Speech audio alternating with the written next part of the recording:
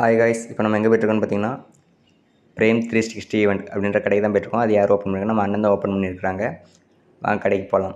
இதான் நம்ம கடை. இந்த கடை எங்கே லொக்கேட் ஆகிருக்குன்னு பார்த்தீங்கன்னா, ஆவரகுளம் முத்தாரம்மன் திருக்கோயிலுக்கு ஆப்போசிட்டில் அமைஞ்சிருக்கு.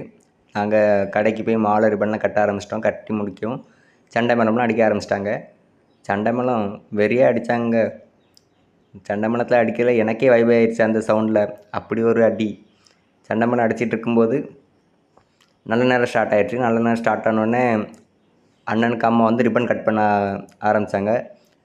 ரிப்பனும் கட் பண்ணி முடித்தாச்சு. அதுக்கப்புறம் அந்த திருக்கு வெடி ஒன்று வெடிப்பாங்களே எல்லா ஃபங்க்ஷன்லையும், அதை வெடிக்கிறதுக்கு நம்ம அண்ணன் ரொம்ப திணறினாப்புல, வெடிக்க முடியலை. அதுக்கப்புறம் ஒரு மணி நேரம் 2 மணி நேரம் அவ்வளோலாம் ஆயிருக்காது. அந்த பல மணி நேரம் போராட்டத்துக்கு அப்புறம் அண்ணன் ஒரு வழியாக வெடியை வெடித்து முடிச்சிட்டாங்க. அதுக்கப்புறம் நம்ம சண்டை மேளக்காரர்கள் தீயாக அடித்தாங்க. அப்போ நம்ம எல்லோரும் கடைக்குள்ளே போயாச்சு. கடைக்குள்ளே வந்தோடனே அக்கா விளக்கேற்றினாங்க. விளக்கேற்றின பிறகு எல்லோரும் சாமி கும்பிட்டோம்.